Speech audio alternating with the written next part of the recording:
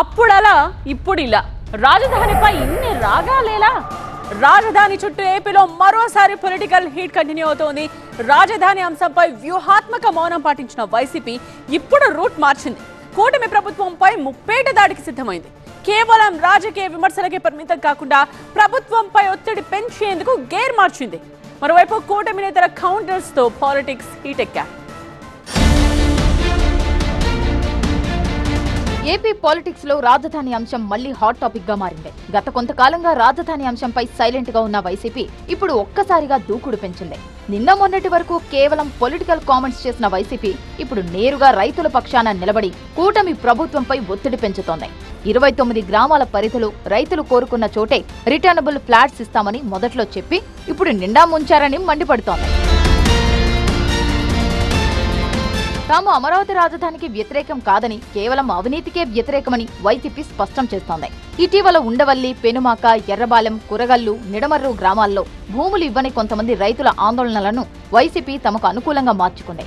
రైతుల సమస్యలను భుజాన వేసుకొని ప్రభుత్వాన్ని ఇరుకాటంలో పెట్టాలనే వ్యూహంతో కార్యాచరణ సిద్ధం చేస్తోంది. విధ్వంసం, పంట భూముల విధ్వంసం, రైతుల జీవితాల విధ్వంసం, అట్లాగే ఈ రాష్ట్ర ప్రగతి విధ్వంసాన్ని దగ్గరగా తీసుకెళ్తుంది మీ యొక్క ఆలోచన విధానం అన్న విషయం గమనించి మావిగన్ ఒక రీజనబుల్ పరిష్కారం అని మిమ్మల్ని అర్థం చేసుకోమని కోరుతా ఉన్నాం. 8 మంది సభ్యులతో కూడిన రైతు పరిరక్షణ కమిటీని ఆ పార్టీ అధినేత జగన్ నియమించారు. పేర్ని నాని, అంబటి రాంబాబు, దేవినేని అవినాష్, నందిగం సురేష్, లేళ్ల అప్పిరెడ్డి, అరుణ్ కుమార్, వేమారెడ్డి, వజ్రబాబుతో వైసీపీ కమిటీని నియమించింది. ఈ 8 మంది సీనియర్ నేతలతో కూడిన కమిటీ ఇకపై అమరావతిలో పర్యటించి క్షేత్రస్థాయిలో రైతుల సమస్యలపై పోరాడనుంది. దీంతో పాటు ప్రభుత్వ అక్రమాలను, ల్యాండ్ పూలింగ్ సమస్యలను న్యాయపరంగా ఎదుర్కొనేందుకు వీలుగా లీగల్ సెల్ తరపున న్యాయ పోరాట కమిటీని కూడా వైసీపీ రంగంలోకి దించింది.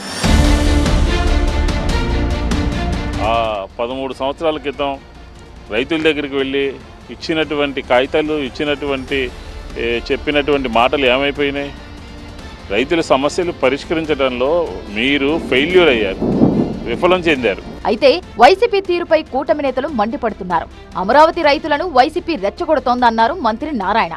రైతుల మధ్య విభేదాలు సృష్టించి రాజధానిలో మౌలిక వసతుల ప్రాజెక్టులను అడ్డుకోవాలని వైసీపీ ప్రయత్నిస్తోందన్నారు.